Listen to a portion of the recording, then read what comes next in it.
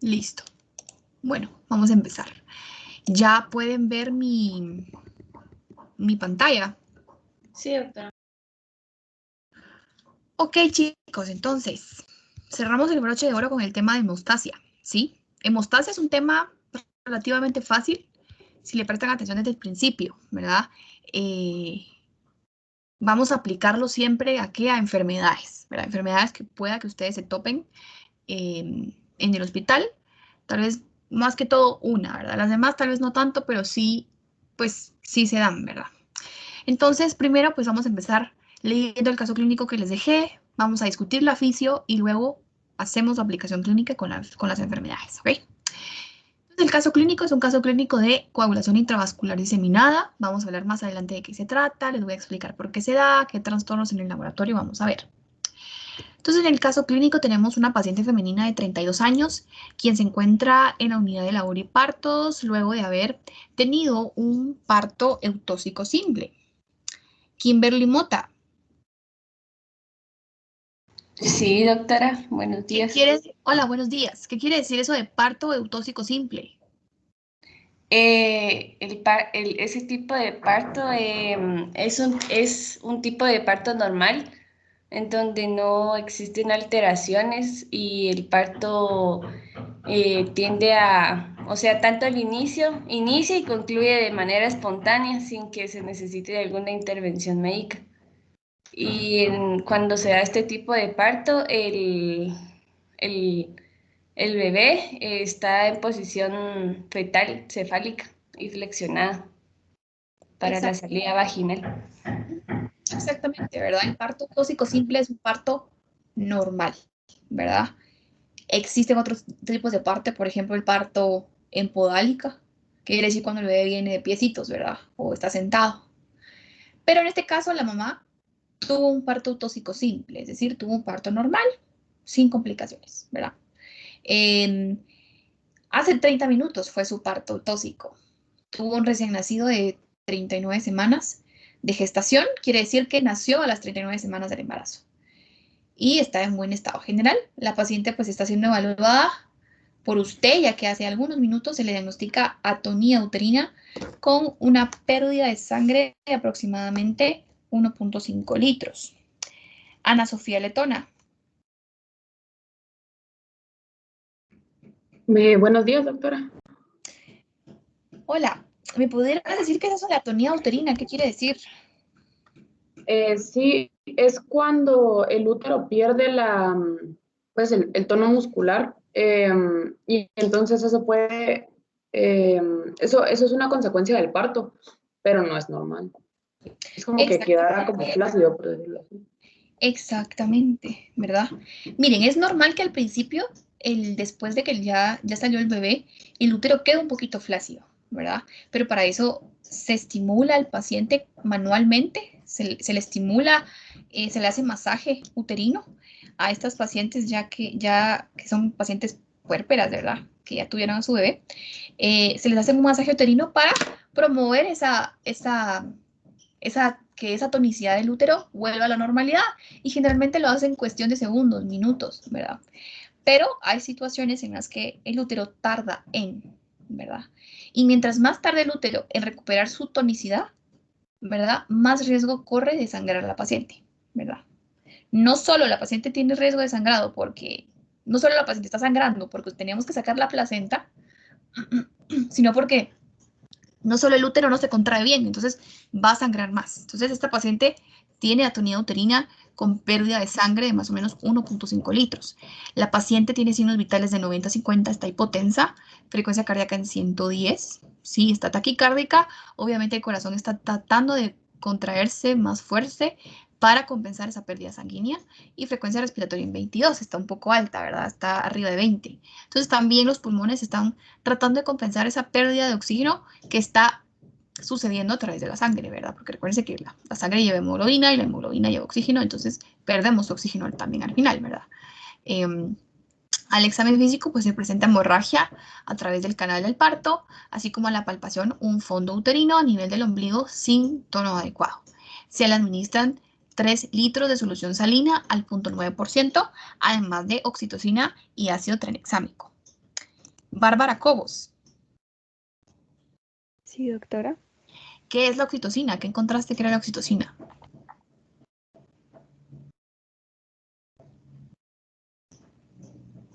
La oxitocina. Uh-huh. ¿Alguien, chicos? ¿Quién sabe qué es oxitocina? Usa la... Es una Dale. hormona. Doctora, mata? no me escucha. ¿Yo quién? Doctora, no sé si me escucha. ¿A Bárbara? ¿Sí? Sí. La oxitocina es una hormona. Ajá, ¿y qué hace? Sirve,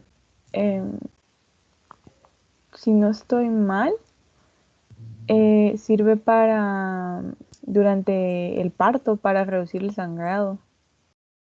Pues Ok, después del parto, si no estoy mal. ok. Sí, chicos, miren, todos estos términos que yo les estoy preguntando son términos que yo supongo que ustedes tal vez no podrían saber, ¿verdad? Entonces, recuerden, todos esos términos que ustedes lean y que no sepan, búsquenos desde ya. Se los tendrían que saber desde la punta de la lengua porque son cosas que les sirven para aprender. Entonces, sí, la oxitocina sirve para disminuir el sangrado, pero no es por eso que se da, ¿verdad? Se da, ¿para qué? Es un tónico, es decir, la oxitocina ayuda a que se dé la contracción, que el miometrio recupere su tonicidad. Por eso es que se le da a las embarazadas. Cuando ustedes roten en el área de ginecología y obstetricia, su rol va a ser atender partos, ¿verdad? Ustedes van a sacar al bebé, ¿verdad? Básicamente. Ustedes, si es necesario hacer una episiotomía, es decir, hacerles cortar una parte del periné para que el bebé salga más fácil, eso les va a tocar también a ustedes. También nos van a tener que suturar, ¿verdad? Entonces, ustedes, cuando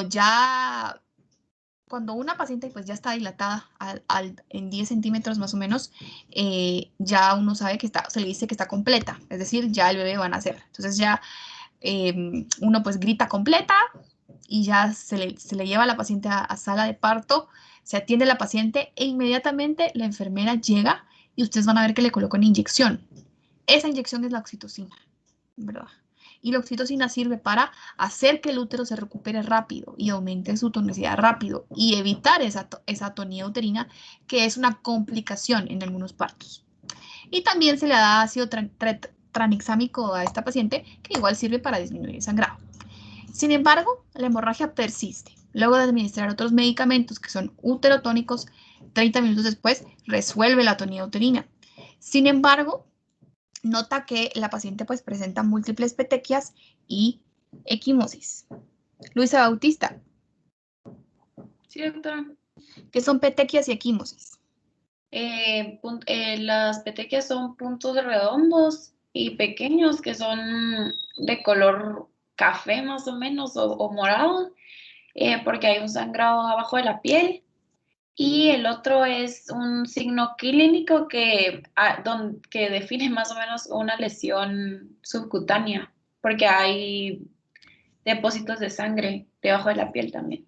Sí, las petequias y las equimosis. Las petequias son puntitos rojos que se da porque se rompen vasos, que se rompen capilares, vasos muy pequeños, y la sangre como se extravasa, se ve la sangre de color, la piel con puntitos rojos.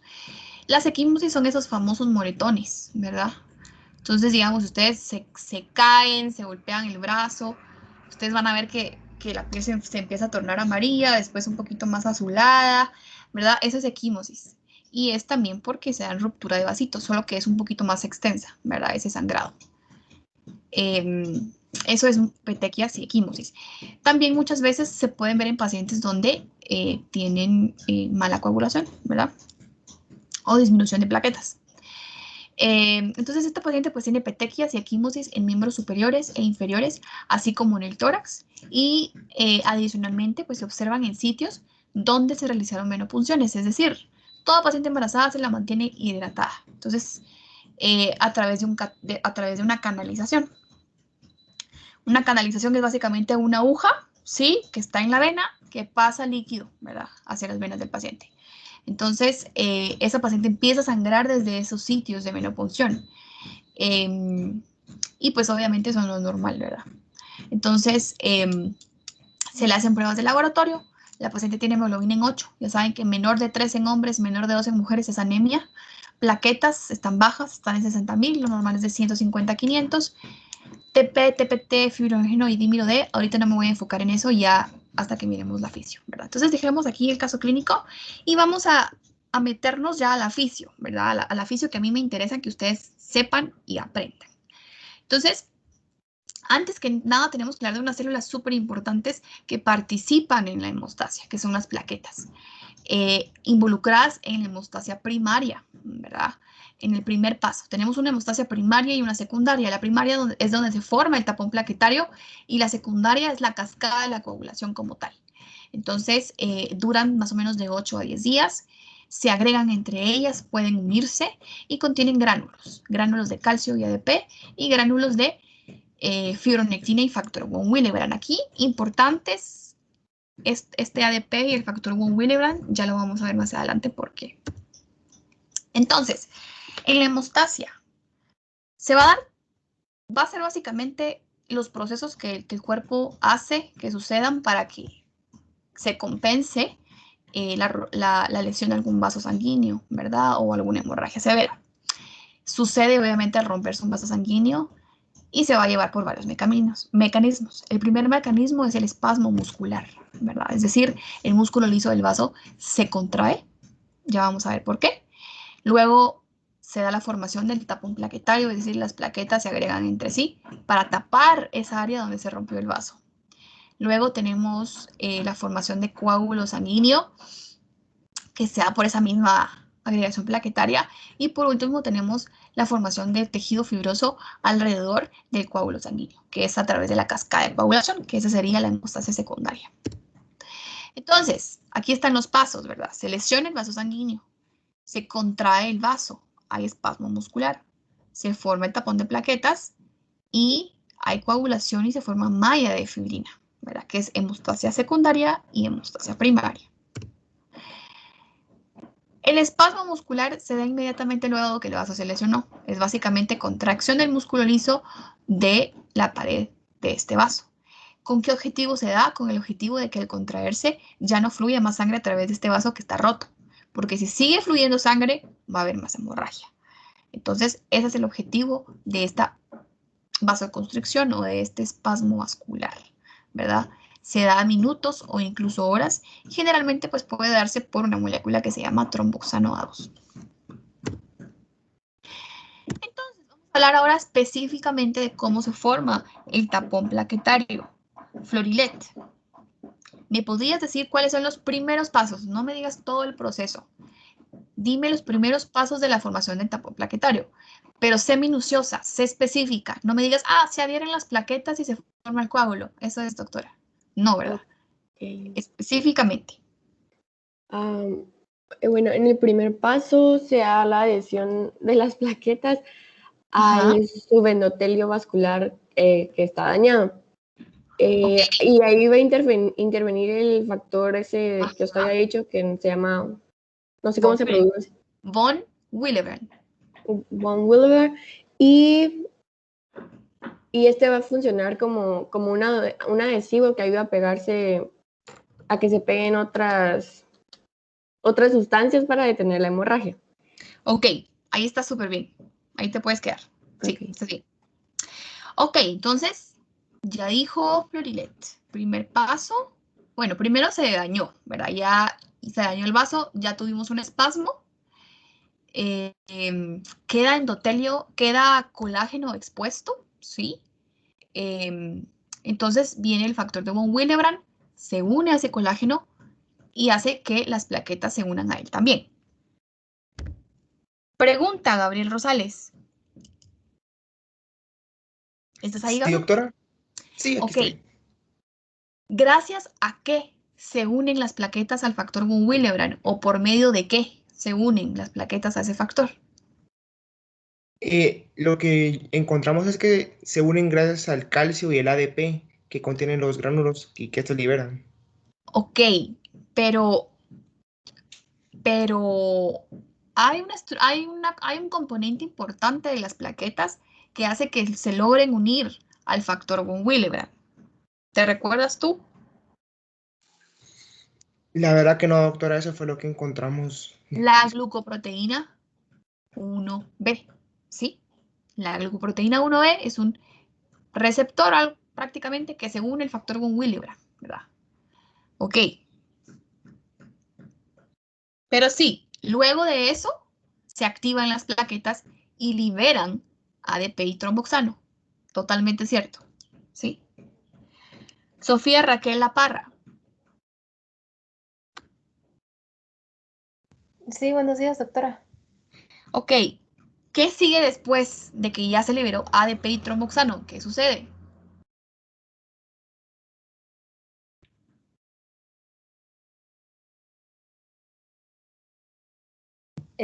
Pues después de la adhesión de las plaquetas, nosotros pusimos que pues va a haber una formación en la superficie por que se van a ensamblar varios complejos enzimáticos que van a permitir la coagulación. Ok, chicos, tengo una duda. ¿Este tema ya lo vieron en clase? No. Todavía No, no. doctora. ¿Y no lo van a ver? Y la otra semana. Ok, bueno, miren, yo lo que quería, al que ustedes investigaran este proceso de coagulación primaria, es que lo investigaran minuciosamente, ¿verdad? Porque si se me dicen, sí, después se agregan las plaquetas y hay coagulación. Sí, pero es importante que sepan cómo se da, ¿verdad? Entonces, sí quería que lo investigaran así bastante a profundidad el proceso. Pero bueno, vean pues, entonces aquí tenemos el vaso, aquí tenemos las células endoteliales que forman parte de la pared, tenemos el colágeno, tenemos el músculo. Entonces el vaso al romperse va a quedar expuesto fibras de colágeno, que son estas, ¿verdad? Inmediatamente vienen las células endoteliales y las plaquetas y van a liberar el factor von Willebrand, ¿verdad? Este factor von Willebrand tiene la característica de que se va a unir a las fibras de colágeno que quedaron expuestas en esa área donde se rompió el vaso. Al unirse el factor von Willebrand, inmediatamente vienen las plaquetas y se unen a través de la glicoproteína 1B hacia ese factor von Willebrand, ¿sí? Ya unidas esas plaquetas, se activan y liberan unas moléculas, específicamente ADP y tromboxanos, ¿verdad? ¿Para qué van a liberar este ADP y tromboxanos? Con el objetivo de que estas moléculas vayan a activar a otras plaquetas y así se puedan adherir más a esta pared que está descubierta, se puedan adherir más a estas otras plaquetas que están aquí, más plaquetas, ¿verdad? Entonces, específicamente el ADP va a ir a activar a las plaquetas, ¿verdad? También el tromboxano 2, pero principalmente el ADP. El ADP se va a unir a su receptor en las plaquetas y va a provocar que las plaquetas expresen otra glicoproteína, que es la glicoproteína 2B3A, ¿sí? Ya con la glicoproteína 2B3A, esas plaquetas son capaces de adherirse a las otras plaquetas que ya estaban aquí unidas al factor von Willebrand. Entonces vamos a tener formado un tapón plaquetario, ¿verdad? En el sitio donde se lesionó o hubo ruptura del vaso sanguíneo. Importante, ¿verdad? Para que las plaquetas se sigan agregando, necesitamos que si se une una plaqueta, se adhiera fibrinógeno a ella y para así esta plaqueta nueva pueda adherirse. Es decir, entre las plaquetas van a haber moléculas de fibrina que las van a conectar entre sí, ¿verdad? Entonces, importante, ¿verdad? Estas plaquetas que se van agregando después se van a unir gracias a la glicoproteína 2B3A, a este fibrinógeno que se va produciendo entre las plaquetas, ¿sí? Eso lo tienen que tener claro. La glicoproteína 1B se une al factor von Willebrand y la glicoproteína 2B3A se une al fibrinógeno, ¿sí? Entonces, pues ya se forma el tapón plaquetario. Pero ese tapón plaquetario es un tapón débil, es un tapón que en cualquier circunstancia puede venir y se puede romper, ¿sí? Entonces es importante que se dé una hemostasia secundaria para sustentar este coágulo y que este coágulo pues no se quite de ahí fácilmente. Porque si lo dejo ahí, en cualquier momento el coágulo se puede salir de ahí y que la hemorragia siga, ¿sí? Quedó claro todo sobre la hemostasia primaria. Sí, doctora. Ok.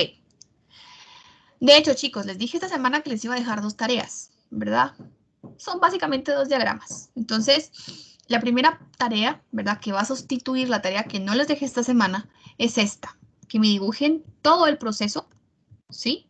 De la formación del tapón plaquetario, obviamente describiéndolo y señalando sus componentes más importantes, ¿verdad? Esa es la tarea.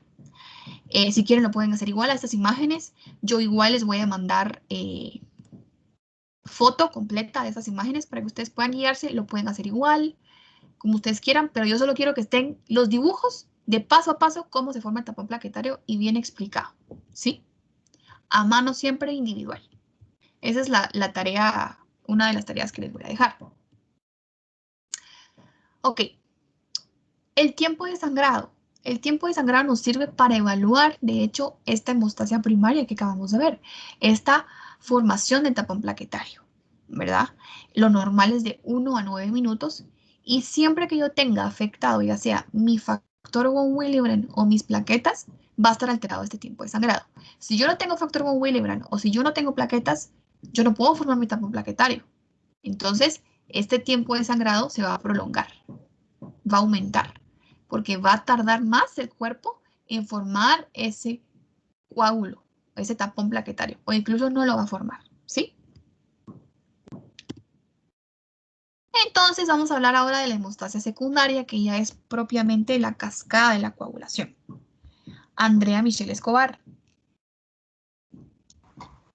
Buenos días, doctora.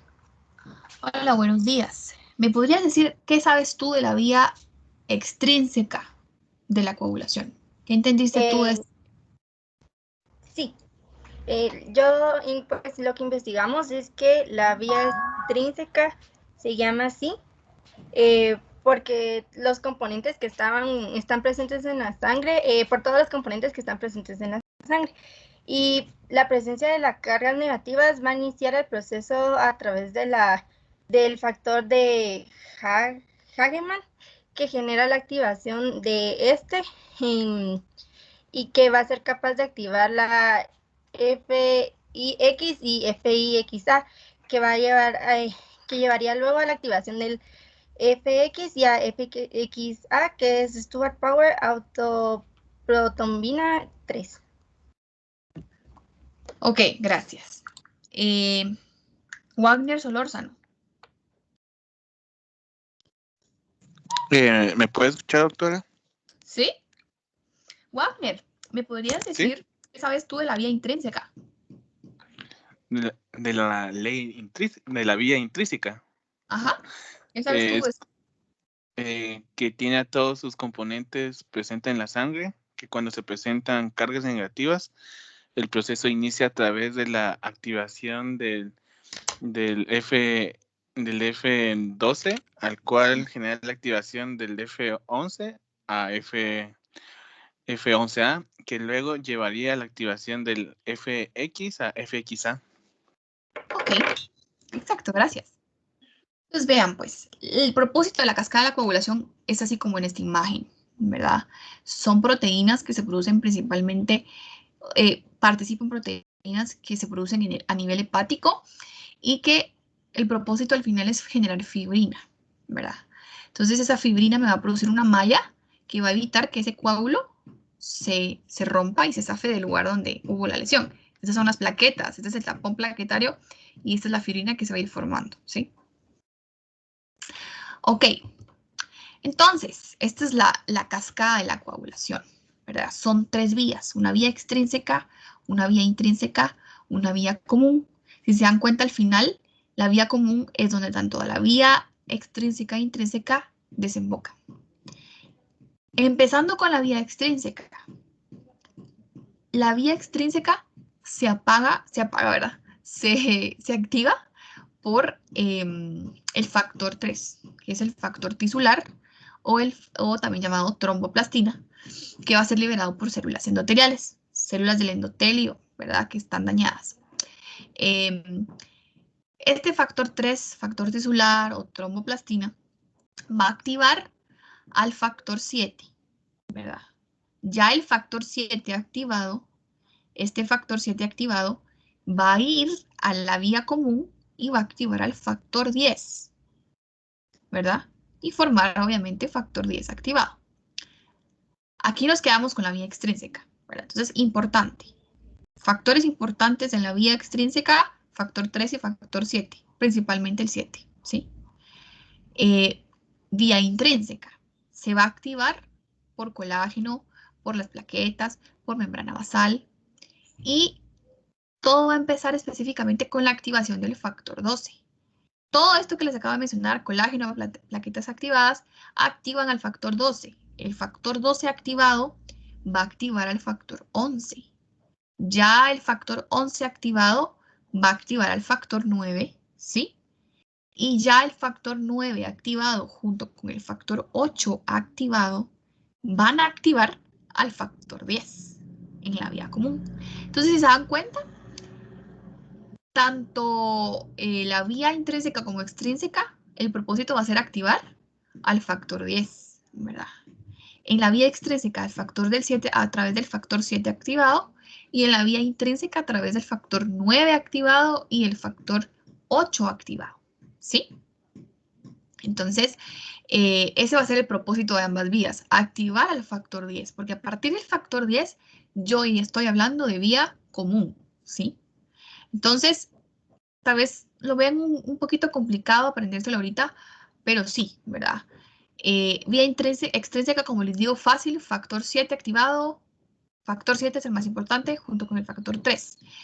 Vía intrínseca, ¿cómo sucede? Colágeno, plaquetas activadas activan al factor 12, el factor 12 activado activa el factor 11, el factor 11 activado activa el factor 9, y el factor 9 activado junto con el factor 8 activado activan el factor 10 para ir ya a la vía común, ¿sí? En la vía común, el factor 10 ya activado junto con el factor 5 activado van a activar al factor 2, que es la protrombina. Ya el factor 2 activado se le va a llamar trombina. Entonces, que se les quede. Protrombina, factor 2, inactivado. Y trombina, factor 2 activado. Y esta trombina va a activar al factor 1, que es el fibrinógeno, ¿sí? Y ya el factor 1 activado se le llama monómeros de fibrina, ¿verdad? Va a ser capaz de producir monómeros de fibrina. Pero yo voy a necesitar de otro factor, que es el factor 13A, ¿sí? Para ya formar la malla, ¿verdad? Entonces, que se les quede, ¿sí? Factor 10 activado por la vía extrínseca, por el factor 7 activado, y por el factor 9 y por el factor 8 activado en la vía intrínseca. Se activa el factor 10. El factor 10 activado junto con el factor 5 activado activa a la protrombina, que es el factor 2, y ya activada el factor 2 se le llama trombina. Esta trombina va a activar el factor 1, que es el fibrinógeno, para convertirlo en monómeros de fibrina, y aquí requiero yo del factor 13 activado para formar la malla de fibrina, ¿ok? Tal vez al principio se les va a confundir un poco, pero la imagen lo dice todo, chicos. La imagen está más que clara, ¿ok? Algo importante es que sepan que hay factores que son dependientes de vitamina K. Factor 2, 7, 9 y 10. Esos 4 factores son factores dependientes de vitamina K. Por eso es que los pacientes con vitamina K tienen trastornos de la coagulación, porque la vitamina K promueve su activación, ¿verdad? Entonces, por eso una de las funciones importantes de la vitamina K es la coagulación. ¿Por qué? Por esto, porque activa estos 4 factores. Otra cosa importante, específicamente el factor 8 y el factor 5 son inhibidos por proteínas que son anticoagulantes. ¿Y de qué proteínas estoy hablando? Proteína C y proteína S, ¿ok? Entonces, estas proteínas C y S son encargadas de inhibir a estos factores para mantener un equilibrio, ¿verdad? Entre la coagulación, y pues el sangrado, ¿verdad? O sea, porque no es normal que un paciente coagule mucho y tampoco es normal que el paciente no coagule, ¿verdad? Algo importante es que, por ejemplo, en los pacientes que digamos que les dio una embolia pulmonar, digamos, una embolia cerebral, un émbolo es básicamente un coágulo que viaja de un lugar a otro. Entonces, digamos que el paciente se le fue un émbolo hacia el cerebro, un coágulo de sangre al cerebro, tapó la sangre, o incluso una arteria del corazón también se tapó, ¿verdad? Porque hay un coágulo. ¿Qué sucede? Hay medicamentos que nos ayudan a degradar esa fibrina que se formó en la cascada de coagulación. ¿Qué medicamentos? Alteplasa, streptokinasa, reteplasa, se le llaman trombolíticos, que lo que hacen es producir plasmina a partir de plasminógeno. Esta plasmina lo que va a hacer es destruir esa malla de fibrina, ¿verdad? Y destruir el coágulo, ¿sí? Eso es importante que lo sepan. ¿Dudas con la cascada de coagulación?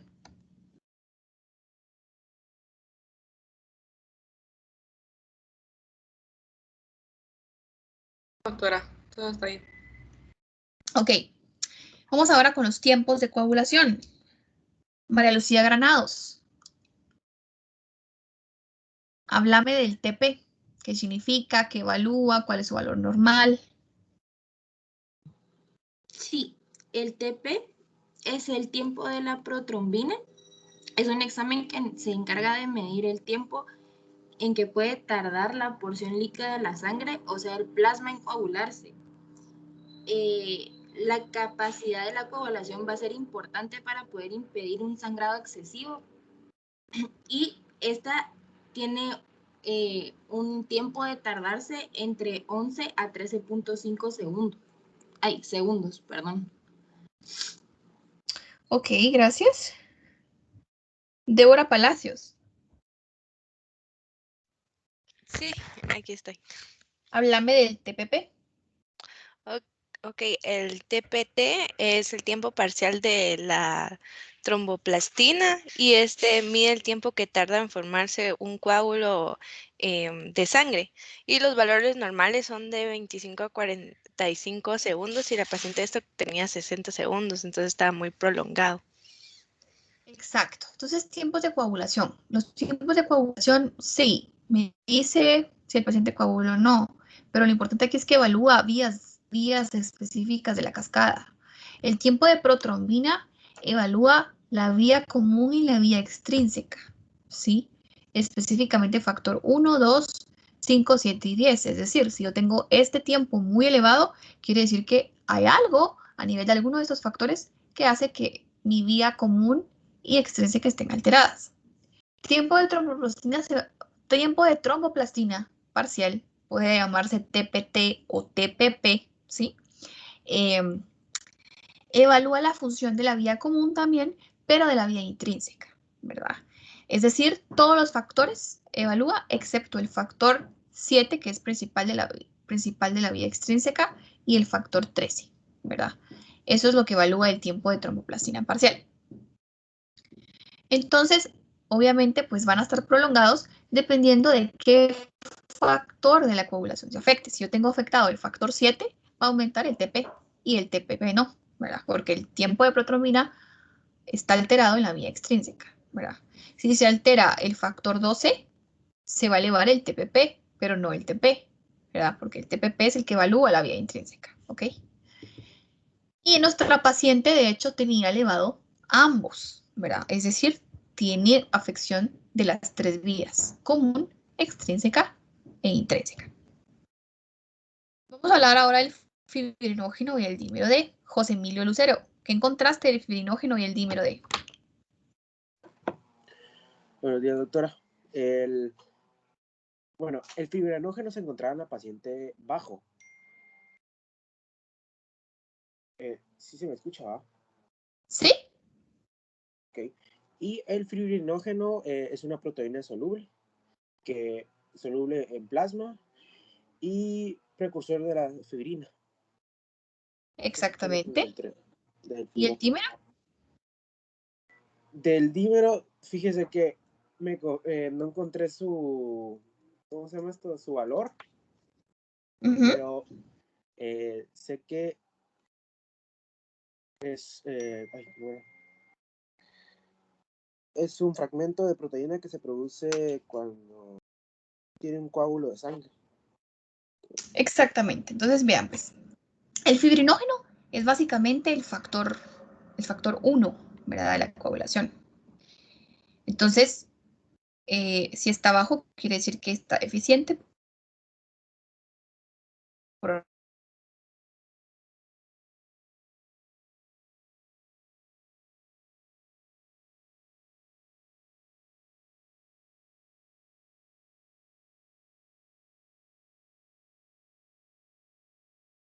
Es de romper esos trombos. Entonces salen restos de fibrina en la sangre. Entonces, cuando hay restos de fibrina en la sangre, este dímero D se eleva. Entonces, dímero D elevado es indicativo de que hay trombos, ¿verdad? Básicamente. Ok, chicos, entonces vamos a platicar ahora ya sobre la coagulación intravascular. ¿Sí? Disculpe, ¿será que no podría volver a repetir lo que dijo en la diapositiva anterior? Es que yo creo que se trabó y no, solo se escuchó lo último. Ok. Sí, a mí también. Lo del dímero D. A mí también, Sí, doctora. ajá. Y lo de la fibrina también, doctora, Sí, disculpe. no sé. Sí, disculpe. Vale. Vean, pues, el fibrinógeno es el factor 1 de la cascada de la coagulación, ¿sí? Si ustedes van a ver, fibrinógeno es el factor 1. Y al activarse, se convierte en fibrina, ¿verdad? Se le llama, al factor 1 activado se le llama fibrina. Entonces, este fibrinógeno básicamente es indicativo de que hay un trastorno en la coagulación, obviamente, ¿verdad? Si está bajo, quiere decir que el paciente pues no va a coagular bien, pues porque este factor participa en la vía común. Y media vez la vía común extrínseca, intrínseca esté afectada, la cascada de la coagulación pues va a estar alterada, ¿verdad? Eso es todo del fibrinógeno. Ahora con el dímero D, es indicativo de que el paciente tiene trombos, ¿verdad? ¿Por qué? ¿Por qué se va a elevar el dímero D? Se va a elevar porque normalmente en el cuerpo, cuando tenemos trombos, el cuerpo intenta lisarlo, hacer fibrinólisis, destruir la fibrina que se forma en la cascada. Entonces quedan restos de fibrina en la sangre. Y por eso es que el dímero D se eleva. Entonces, un dímero D elevado quiere decir que es un paciente que probablemente tiene coágulos de sangre tapando vasos sanguíneos, ¿verdad? Eso es todo. Perfecto, doctora, muchas gracias. Bueno, chicos, vamos a hablar ahora de la coagulación, ya vamos a hablar de las enfermedades. ¿Quedó claro todo lo de la fisiología?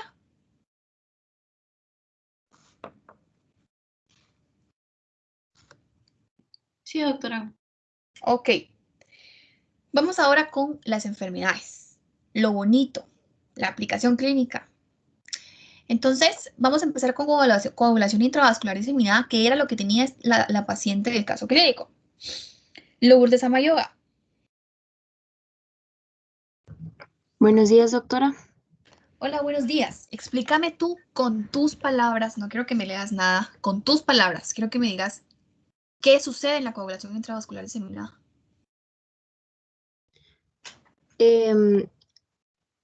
Bueno, si no estoy mal, este va a ser una especie de tal vez anomalía que va a causar estas pues anormalidades en cuanto al proceso de coagulación sanguínea. Entonces, ¿qué es lo que va a hacer? Pues va a activar la cascada de coagulación y ¿qué va a provocar? La aparición y la creación de trombos. Esto pues puede afectar en órganos, en la irrigación hacia los distintos tejidos y una de las causas, una de las consecuencias como que más impactantes a nivel semiológico es la posible gangrena y necrosis en tejidos y órganos. Dentro de las causas que investigamos fue que se debía a una inflamación, podía llegar a ser cáncer o alguna infección de alto riesgo o muy fuerte. Y como ya dije, pues las complicaciones, pues va a desencadenar traumatismos graves, malignidades hematológicas y solamente, doctora. Ok, gracias. Sí, es más o menos así, ¿verdad? Solo se los voy a explicar un poquito más, más profundo y más ilustrativo, porque no es lo mismo leerlo que verlo, ¿verdad? Entonces, ¿qué me puede causar esto? ¿Qué me lo puede, o a qué puede estar asociado esto? Mordida de serpiente, sepsis, que es una infección muy severa en el cuerpo, complicaciones obstétricas, como nuestra paciente. Nuestra paciente tenía atonía uterina, ¿verdad? Y se dieron cuenta después de la atonía uterina fue que comenzó con a sangrar de los sitios de venopunción y con petequias. Es una característica súper importante de la diseminación intravascular diseminada, de la coagulación intravascular diseminada, perdón, que ustedes van a ver un paciente que debe empezar a sangrar por todas partes, incluyendo los sitios donde está canalizado. Eso es un hallazgo importante. Malignidad, cáncer y traumas, ¿verdad? Esas son cosas que pueden producirlo. El mecanismo exacto, que hay una molécula en la mordida de serpiente que provoca que la plaqueta no sé qué, el mecanismo exacto del por qué cada cosa influye en esta enfermedad no está como totalmente descubierto, ¿verdad? Se sabe qué es lo que producen esto, qué es lo que provocan, ¿verdad? Pero cómo es que a nivel molecular lo provocan y por qué todavía no está bien descubierto, ¿verdad? Esas son asociaciones donde se ha visto que luego de esto o debido a esto surge esta coagulación intravascular diseminada. Entonces vean pues, a esta coagulación intravascular diseminada también se le llama coagulopatía por consumo. ¿Por qué? Porque básicamente son pacientes que van a formar muchos coágulos en todas partes. Entonces hay órganos que van a sufrir isquemia, es decir, falta de flujo sanguíneo, falta de oxígeno. Pero ¿qué va a suceder? ¿Verdad? Yo voy a estar formando coágulos, ¿verdad? La sepsis, la complicación obstétrica va a provocar eso, ¿verdad? Que el paciente empiece a coagular y a coagular y a coagular, formar coágulos, que haya isquemia. Pero el problema es que mientras yo estoy produciendo ese tapón plaquetario, rodeándolo de fibrina en la hemostasia primaria y secundaria, yo me estoy gastando todo eso, porque yo lo estoy usando. Entonces, yo me estoy gastando las plaquetas y yo me estoy gastando los factores de coagulación y también incluso la proteína C y la proteína S, que son anticoagulantes. Entonces, va a llegar a un punto en donde yo sí voy a tener coágulos, pero va a llegar a un punto donde yo voy a empezar a sangrar. ¿Por qué? Porque los coágulos, ¿verdad? Los factores, las plaquetas, el fibrinógeno, me los estoy gastando o me los gasté formando coágulos antes, ¿sí? Eso es el principio de la coagulación intravascular diseminada, ¿verdad? Hay formación de coágulos, pero me gasto mis plaquetas, me gasto mis factores y llega a un punto donde yo empiezo a sangrar, porque ya me los gasté, ya los usé, ya no tengo, ¿sí? ¿Quedó claro este concepto? Sí, doctora. Entonces, básicamente, hay un desequilibrio entre la formación y la destrucción de coágulos, ¿verdad? Porque el cuerpo está formando coágulos, ¿verdad? Pero en compensación también va a tratar de haber fibrinólisis. La proteína C y la proteína S van a tratar de ir destruyendo esos coágulos. Entonces hay un desequilibrio y llega un punto donde ya me gasté todo, donde sangro, ¿verdad? Esa es la coagulación intravascular diseminada. Entonces, ¿qué órgano se va a afectar? Cualquiera, por esta isquemia, cualquiera. Riñones, hígado, pulmones, cerebro, ¿sí? Entonces, hay depresión de plaquetas y de factores de la coagulación, ¿verdad? Porque yo los gasté formando estos coágulos de plaquetas y de fibrina. Y además, las proteínas que son anticoagulantes ayudan a degradar estos coágulos o intentan, ¿verdad? Haciendo que queden restos de fibrina, ¿sí? En el torrente sanguíneo. Por eso es que el dímero D se eleva en estos pacientes, ¿verdad? Porque el cuerpo también intenta romperlos, ¿verdad? Dejando fibrina en el torrente sanguíneo. Entonces, ¿qué voy a tener yo en normalidades de laboratorio? Voy a tener plaquetas bajas porque las usé para formar coágulos. Voy a tener fibrinógeno bajo porque yo uso el factor 1 para la coagulación de la vía común, Y ya me lo gasté, ¿verdad? Formando coágulos. Voy a tener el tiempo de protrombina prolongado porque ya me gasté los factores de la vía extrínseca y común. Voy a tener el tiempo de tromboplastina parcial prolongado porque ya me gasté los factores que están en la vía intrínseca y en la vía común. Entonces, básicamente, esta prolongación de estos tiempos se da porque ya no tengo factores de coagulación, ya los usé. Igual que las bajas plaquetas y el bajo fibrinógeno. Y el dímero D se da por lo que ya les dije. El dímero D aumentado, el valor normal es más o menos menos de 500. Esta paciente tenía 500, ¿verdad? Estaba alto. Entonces, esto es indicativo de que la paciente está formando trombos y el cuerpo está tratando de romperlos y por eso hay fibrina, ¿sí? En el resto de fibrina en la sangre. Eso es lo que indica el dímero D, ¿sí? Trombos. Y otra cosa, el tiempo de sangrado va a ser mayor a 9 minutos. ¿Por qué? Porque yo tengo mis plaquetas bajas, ¿verdad? Entonces, si yo tengo mis plaquetas bajas, la coagulación primaria no va a estar bien, ¿sí? Y se prolonga el tiempo de sangrado. ¿Quedó claro lo de la enfermedad, lo de esta enfermedad?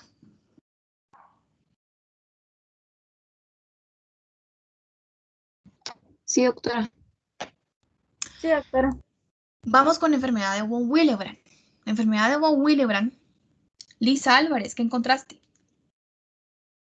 Encontré que esta es una enfermedad, es un trastorno donde la sangre no coagula pues, bien, digámoslo así, adecuadamente. Esto puede ser sus causas, le digo las causas y también manifestaciones clínicas. Sí, por favor. Estas pueden ser heredadas, hay una mutación espontánea, eso es lo que vi, que en la gestación o también cuando se puede adquirir con el factor de von Willebrand,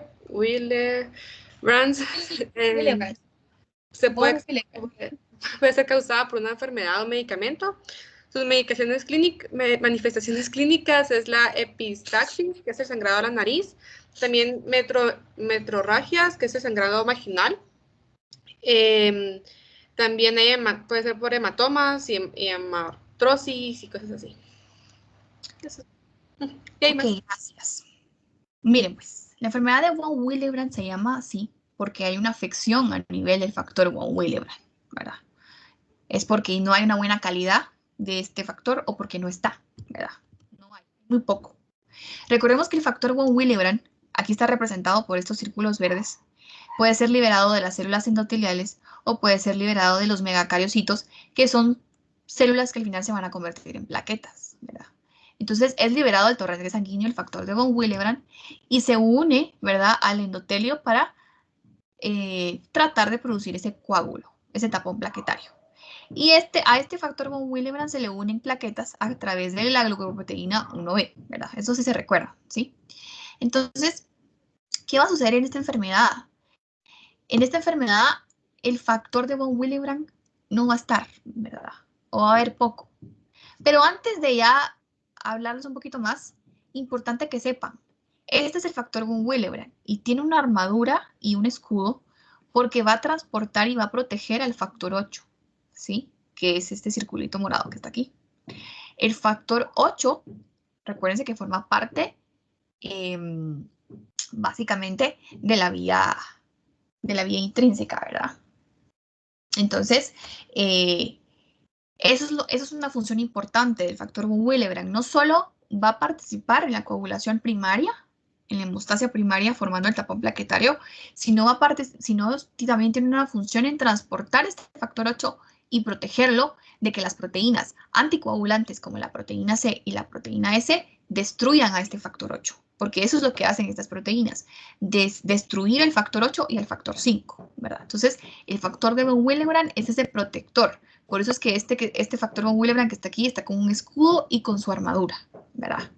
Entonces, ¿qué es lo que sucede al final en la enfermedad? Como les digo, el factor de von Willebrand está deficiente por alguna razón, ¿verdad?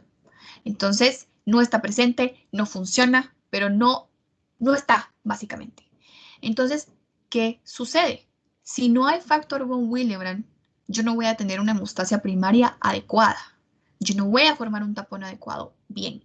Entonces, yo voy a tener mi tiempo de sangrado aumentado, ¿verdad? Recuérdense que el tiempo de sangrado evalúa la hemostasia primaria. Si yo no tengo plaquetas y si yo no tengo factor von Willebrand, se prolonga este tiempo de sangrado arriba de 9 minutos, ¿sí? Entonces, tengo una afección de la hemostasia primaria por disminución del factor von Willebrand, pero también voy a tener afección de la hemostasia secundaria porque, como el factor von Willebrand transporta o cuida el factor 8, si el factor de von Willebrand no está, el factor 8 tampoco, porque lo va a destruir la proteína C y la proteína S. Entonces, si el factor 8 no está, el factor 8 no va a poder ayudar a la activación del factor 10 en la cascada de la coagulación, en la vía común. Entonces, voy a tener una afección, ¿verdad? Un déficit de factor en la vía intrínseca, ¿verdad? Entonces, voy a tener no solo afección de hemostasia primaria, sino también de hemostasia secundaria en la vía intrínseca, porque el factor 8 es parte de la vía intrínseca para activar a la vía común, ¿verdad? Entonces, ¿qué voy a tener yo elevado aquí, además del tiempo de sangrado? El TPT o el TPP, ¿verdad? Lo puedo tener normal o aumentado. ¿Aumentado por qué? Porque el TPT evalúa la vía intrínseca y la vía común, ¿verdad? Entonces, tengo afectado un factor que forma parte de la vía intrínseca. Por eso el TPT puede estar elevado. Manifestaciones clínicas: sangrado excesivo, epistaxis y menorragia. Lo importante de este sangrado es que es un sangrado que es inmediato, ¿verdad? Es un paciente que se cae, tiene un raspón en la piel, inmediatamente esa lesión puede empezar a sangrar. Cuestión de segundos. Epistaxis: a veces los pacientes, los niños, se tocan la nariz y inmediatamente empieza a sangrar porque se rompieron un vasito. Epistaxis difícil de controlar, claro. Menorragia. Menorragia es básicamente esa menstruación excesiva cuando a la paciente le viene su menstruación, ¿verdad? Entonces, son sangrados excesivos. La característica importante es que se da esta enfermedad más que todo en mujeres, ¿verdad? Y el sangrado es inmediato, ¿verdad? Y eso es importante porque nos va a ayudar a diferenciar enfermedad de von Willebrand con hemofilia, ¿sí? ¿Dudas con esta enfermedad?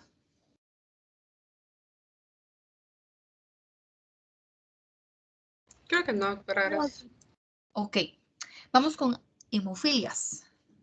Lisa Álvarez, ya te pregunté. Ya, yo acabo de responder la de von Willebrand. Ok. María Alejandra Donis, ¿qué sabes tú de las hemofilias? Buenos días, doctora. Bueno, estas son un trastorno hemorrágico hereditario, ¿sí? Y aquí lo que sucede es que no va a haber una coagulación adecuada de la sangre. ¿Qué puede pasar? Que esto va a causar hemorragias espontáneas o después de una operación o de algún golpe. Y encontré que hay dos tipos de hemofilias, A y B. No sé si le comento un poquito de cada una. Sí, lo básico. Ok. Bueno, en la A, este va a ser causado por la falta del factor de coagulación sanguínea número 8. Y en la B, este va a faltarle el factor número 9 en la coagulación de la sangre. Ok, sí, gracias. Bueno, chicos, entonces hemofilias. Hemofilias tienen la característica de que afectan principalmente la vía intrínseca. ¿Por qué? Porque la hemofilia A es por una deficiencia del factor 8. Y recuérdense que el factor 8 forma parte de la vía intrínseca. La hemofilia B, deficiencia del factor 9.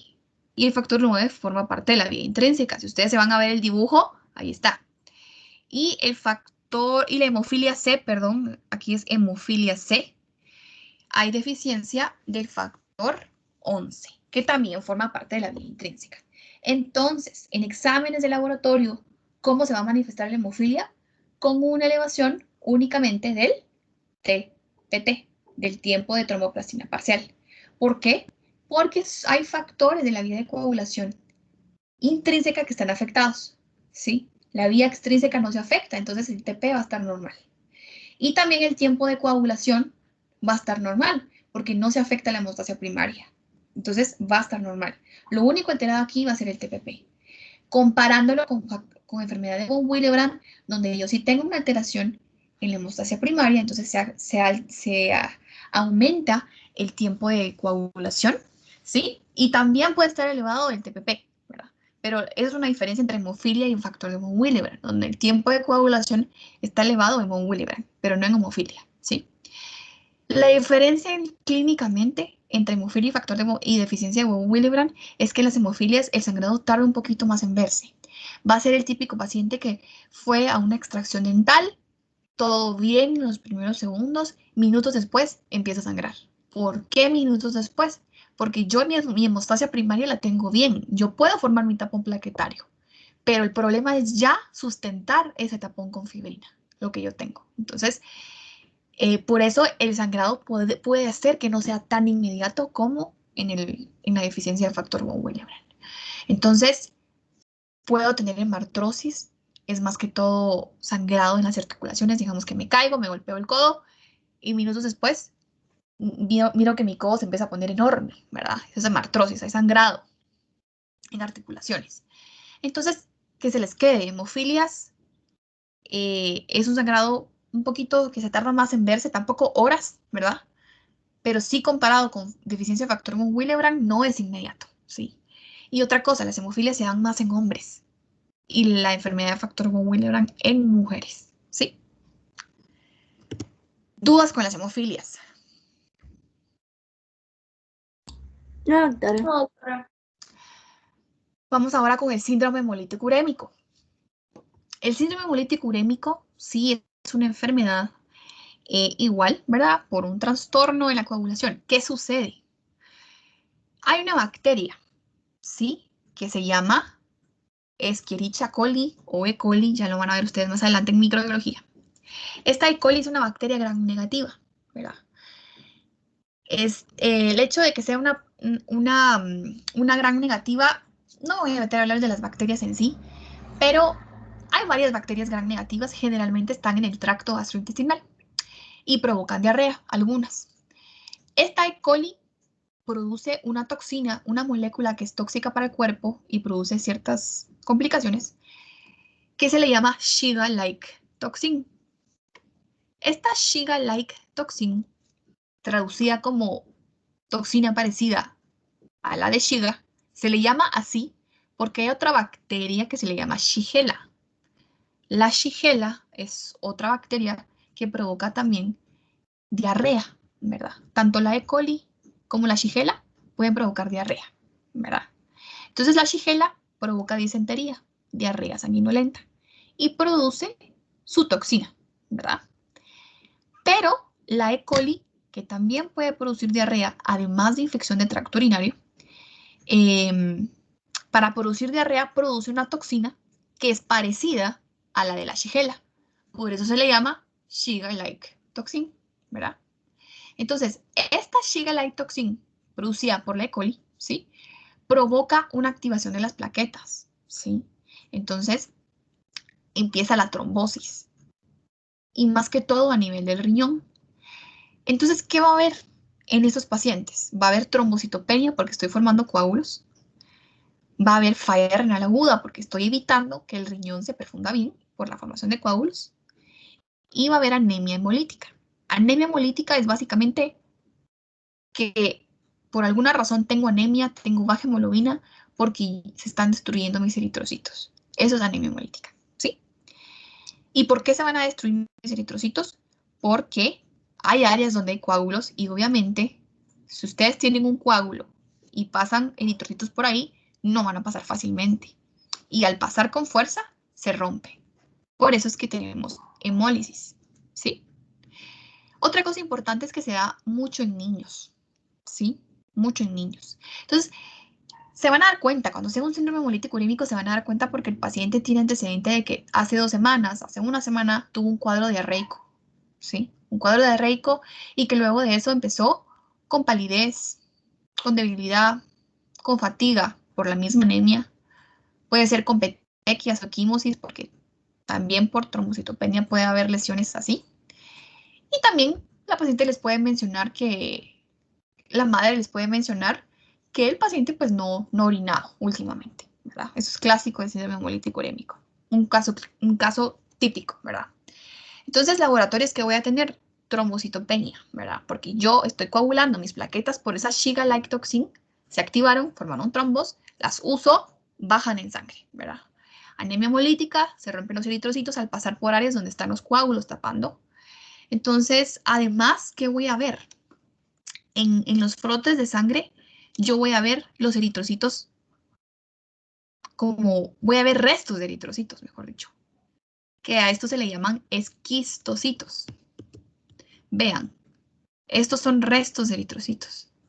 Es porque pasan cerca del coágulo y como no pasan libremente, pasan por un espacio estrecho, se rompen, ¿verdad? Y quedan restos. ¿Ya vieron?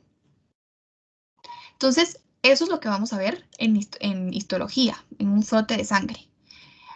Siempre que ustedes vean esos esquistocitos, es anemia hemolítica, ¿verdad? Hay distintas causas de anemia hemolítica. Una de esas causas es esta, ¿verdad? El síndrome hemolítico urémico. Pero la característica es que es una anemia hemolítica microangiopática. ¿Por qué microangiopática? Porque se da adentro del vaso sanguíneo. Existe la que es macroangiopática, que es afuera. Por ejemplo, es un paciente que tiene una válvula cardíaca, ¿verdad? Una prótesis, y a veces la sangre al pasar por ahí, los eritrocitos se pueden romper. Pero esa es de tipo macroangiopática porque es afuera de los vasos, ¿verdad? La anemia hemolítica microangiopática es cuando es adentro, generalmente por coágulos de sangre que tapan el lumen y por eso los eritrocitos pasan y se rompen, ¿verdad? En trozos y forman esquistocitos. Y también hay aumento de la lactato deshidrogenasa porque puede estar el lactato metido en el eritrocito y al romperse se libera, ¿verdad? Y el tiempo de protonina y tromboplastina parcial van a estar normales. ¿Por qué? Porque yo no tengo ningún problema en algún factor de la coagulación, ¿verdad? Yo lo que tengo es una trombocitopenia que me va a evitar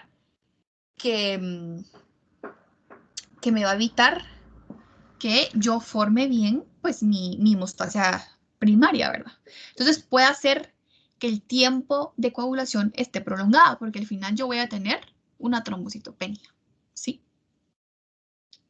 ¿Quedó claro todo respecto al síndrome hemolítico urémico?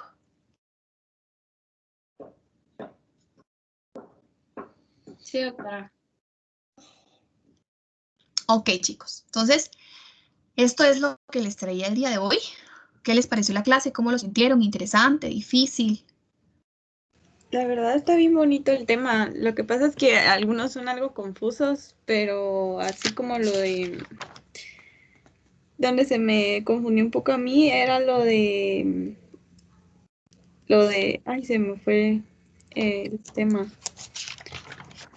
Pero lo de la cascada de coagulación, que el 2 y 7 Sí, activaban lo así, difícil es eso que es el lo que... 2 activa tal, el 3 activa el tal, el Ajá, activado tal cosa, el 4 activado se llama así, y así. Sí, es difícil al principio, pero tienen que...